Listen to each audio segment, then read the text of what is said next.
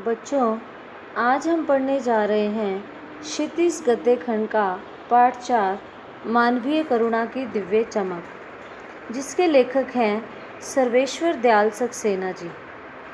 सबसे पहले हम लेखक के बारे में जानेंगे। बहुमुखी प्रतिभा के धनी साहित्यकार सर्वेश्वर दयाल सक्सेना का जन्म सन 1927 में बस्ती उत्तर प्रदेश में हुआ था। बस्ती से ही हाई स्कूल की परीक्षा उत्तीर्ण करने तथा क्वींस कॉलेज वाराणसी में अध्ययन करने के बाद एमए की परीक्षा इलाहाबाद विश्वविद्यालय से उत्तीर्ण की और ऑडिटर जनरल कार्यालय से नौकरी की शुरुआत की। उन्होंने अध्यापक क्लर्क के रूप में काम करने के बाद आकाशवाणी में सहायक प्रोड्यूसर पद पर भी काम किया। उन्होंने साप्ताहिक पत्रिका दिनमान का उपसंपादन तथा पराग नामक बाल पत्रिका का संपादन भी किया। उनकी प्रमुख रचनाएं लड़ाई, पागल कुत्तों का मसीहा, सोया हुआ जल, काठ की घंटियां आदि हैं और सन 1984 में इनकी मृत्यु हो गई। उसके बाद लेखक कहते हैं कि जो संस्मरण है स्मृतियों से बनता है और स्मृतियों की विश्वसनीयता उसे महत्वपूर्ण बनाती है।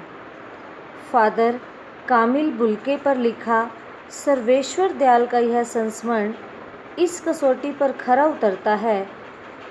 अपने को भारतीय कहने वाले फादर बुल्के जन्मे तो बेल्जियम में थे और बेल्जियम जो है गिरजों, पादरियों, धर्मगुरुओं और संतों की भूमि कही जाती है, परंतु उन्होंने अपनी कर्म भूमि भारत को बनाया।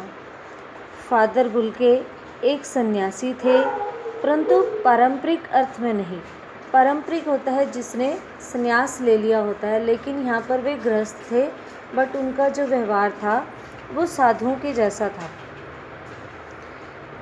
सर्वेश्वर का फादर बुल्के से अंतरंग संबंध था, जिसकी झलक हमें इस संस्मरण में मिलती है। लेखक का मानना है कि जब तक राम कथा है, इस विदेशी भारतीय साधु को याद किया जाएगा तथा उन्हें हिंदी भाषा और बोलियों के अगाध प्रेम का उदाहरण माना जाएगा। चलिए अब हम पाठ की ओर बढ़ते हैं। प्रस्तुत पाठ सर्वेश्वर दयाल सक्सेना द्वारा लिखित एक उच्च कोटि का संस्मरण है, जिसमें उन्होंने फादर बुल्के की चारित्रिक और व्यवहारिक विशेषताओं का वर्णन किया है। बेल्जियम में जन्मे फादर बुल्के ऐसी भूमि से भारत आए जो गिरजाघरों, पादरियों, धर्मगुरुओं की भूमि कही जाती है। वे भारतीय संस्कृति में इस कदर रच बस गए और हिंदी भाषा को राष्ट्रभाषा का दर्जा दिलाने का भी उन्होंने सराहनीय प्रयास किया। यह पाठ फादर कामिल बुल्के के बारे में है, जो कि बेल्जियम के रेम्स चैपल में जन्मे। पालन पोषण भी उनका वहीं पर हुआ, उन्होंने शिक्षा भी वहाँ से ग्रहण की, लेकिन उन्होंने अपनी कर्म भूमि जो है भारत को बनाया। अब उन्हीं के बारे में लेखक कहते हैं, फादर को जहरबाज से नहीं मरना चाहिए था, जिसकी रगों में दूसरों के लिए मिठास भरे अमृत के अतिरिक्त और कुछ नहीं था, उसके लिए इस जहर का विधान क्यों हो? यह सवाल किस ईश्वर से पूछे? प्रभु की आस्था ही जिसका अस्तित्व था, वह देह की इस यातना की परीक्षा उम्र की आखिरी देहरी पर क्यों दे? एक लंबी पादरी के सफ़ेद चोगे से ढकी आकृति सामने है, गोरा रंग, सफ़ेद झाई मारती भूरी दाढ़ी, नीली आँखें, बाहें खोले गले लगाने को आतुर। इतनी ममता, इतना अपनत्व इस साधु में अपने हर एक प्रियजन के लिए उमड़ता रहता था। मैं 35 साल से इसका साक्षी था, तब भी जब वह इलाहाबाद में थे और तब भी जब वह दिल्ली आते थे। आज उन बाहों का दबाव मैं अपनी छाती पर महसूस करता हूँ। लेखक के लिए फादर बुल्के को याद करना शांत संगीत सुनने जैसा लगता था। उनको देखना निर्मल जल में स्नान करने जैसा था और उनसे बातें करना कर्म को संकल्प से भरने जैसा था। लेखक स्मृतियों में डूब जाता है। वे पारिवारिक रिश्ते में बंधे थे। वे हमारी हंसी मजाक में शामिल रहते थे, हमारी गोष्ठियों में गंभीर बहस करते थे, हमारी रचनाओं पर राय और सुझाव देते थे, हमारे घरों के किसी भी उत्सव और संस्कार में बड़े भाई की तरह खड़े रहते थे और पुरोहितों की तरह आशीष देते थे। लेखक ने उन्हें कभी क्रोध में नहीं देखा, अपितु सदैव ममता और प्यार से लबालब छलकता महसूस किया है।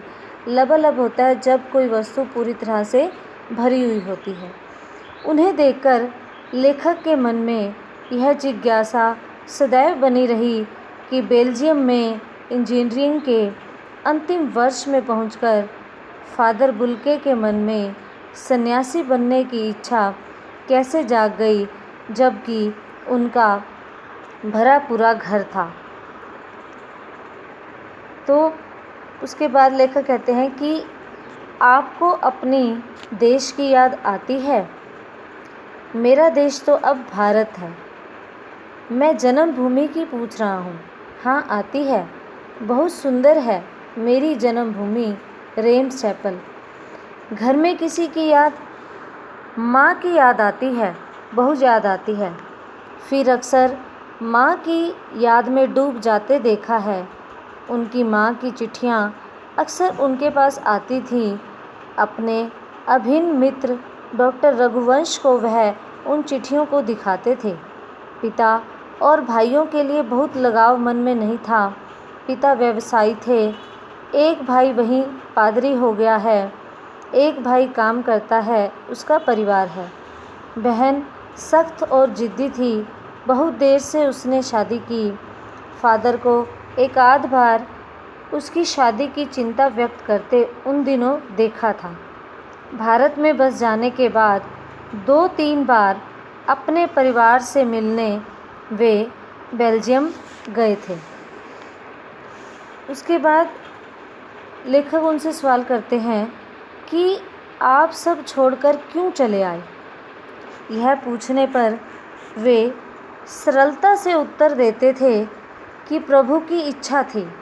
वे बताते थे कि माँ ने बचपन में ही घोषित कर दिया था कि लड़का हाथ से गया, और सचमुच इंजीनियरिंग की अंतिम वर्ष की पढ़ाई छोड़कर सन्यासी होने के लिए धर्मगुरु के पास गए और कहा कि मैं सन्यास लेना चाहता हूँ, और शर्त रखी कि मैं सन्यास लेने के बाद भारत जाऊँगा। भारत जाने की इच्छा का कारण पूछने पर उन्होंने अनभिज्ञता प्रकट की। उन्होंने कहा कि मैं स्वयं नहीं जानता कि सन्यास लेने के बाद मैं भारत क्यों जाऊँगा। खुद मुझे इसका कारण मालूम नहीं है। उसके बाद फादर बुल्के ने भारत में आकर जिसेट संघ में धर्माचार की पढ़ाई शुरू की। 9-10 वर्ष दार्जिलिंग में पढ़ते रहे। कोलकाता से बीए और इलाहाबाद से एमए किया। प्रयाग विश्वविद्यालय के हिंदी विभाग में रहकर सन 1950 में रामकथा उत्पत्ति और विकास शोध प्रबंध पूरा किया। मातृलिंग के प्रसिद्ध नाटक ब्लू बर्ड का रूपांतर नील पंछी के नाम से किया। सेंट जेवियर्स कॉलेज रांची में हिंदी तथा संस्कृत विभाग के विभागाध्यक्ष भी रहे, और यहीं उन्होंने अंग्रेजी हिंदी शब्दकोश तैयार किया और बाइबल का अनुवाद भी किया। वहीं बीमार पड़े, पटना से दिल्ली आए और 47 वर्ष भारत में रहकर 73 वर्ष की ज़िंदगी जीकर वे चले गए। फादर बुल्के कभी संकल्प से सन्यासी लगते थे तो कभी मन से सन्यासी लगते थे। एक बार रिश्ता बनाकर तोड़ना उनके स्वभाव में नहीं था। 10 साल मिलने के बाद भी वही पुराने अपनत्व की गंध आती थी। वे जब भी दिल्ली आते तो गर्मी, सर्दी, बरसात झेलकर और खोजकर ज़रूर मिलने आते थे। 1-2 मिनट के लिए ही सही। उन्होंने हिंदी को राष्ट्रभाषा के रूप में देखने की चिंता थी, जिसके लिए हर मंच पर अपना दुख प्रकट करते थे। केवल इसी बात पर उन्हें झुंझलाते देखा और हिंदी वालों द्वारा हिंदी की उपेक्षा करते देख उन्हें दुख होता था। घर परिवार के बारे में पूछना, निजी दुख तकलीफ़ के बारे में पूछना उनका स्वभाव था। बड़े से बड़े दुख में उनके मुख से सांत्वना के स्वर सुनकर राहत मिलती थी। लेखक को अपने पुत्र की और पत्नी की मृत्यु पर फादर के शब्दों से झरती हुई ध्वनि शांति प्रदान कर देती है।